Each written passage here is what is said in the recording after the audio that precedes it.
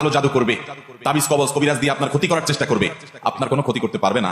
সকাল সন্ধ্যার দোয়াগুলো পড়বেন, আর সেই সাথে এই চান্দ্র মাসের 13, 14, 15 এই দিনগুলোতে রোজা রাখবেন। তো সাহাবী কেরাম সাল্লাল্লাহু আলাইহি ওয়াসাল্লাম 3 দিন প্রতি মাসে রোজা রাখতে বলেছেন। সেটা এই 3 দিন হতে পারে বা যে কোনো 3 দিন হতে পারে।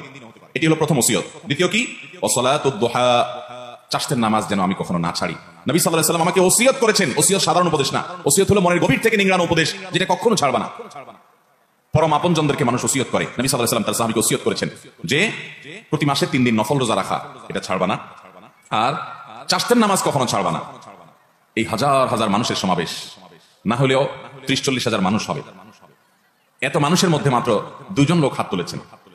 নবী করিম সাল্লাল্লাহু আলাইহি ওয়াসাল্লাম যেটা সাহাবীকে ওসিয়ত করে গেছেন, এই চাষতের নামাজ কি, এই সম্পর্কে যদি আমি এখন প্রশ্ন রাখি, 80% মানুষ আমার ধারণা এটা বলতেই পারবে না যে এটা কোন নামাজ কখন পড়ে।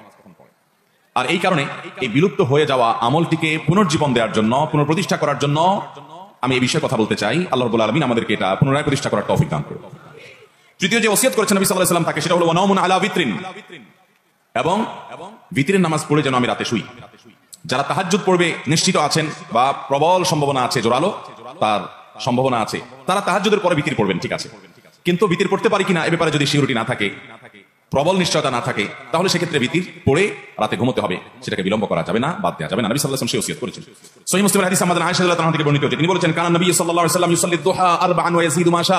নবী সাল্লাল্লাহু আলাইহি ওয়াসাল্লাম প্রতিদিন 4 রাকাত চাষতের নামাজ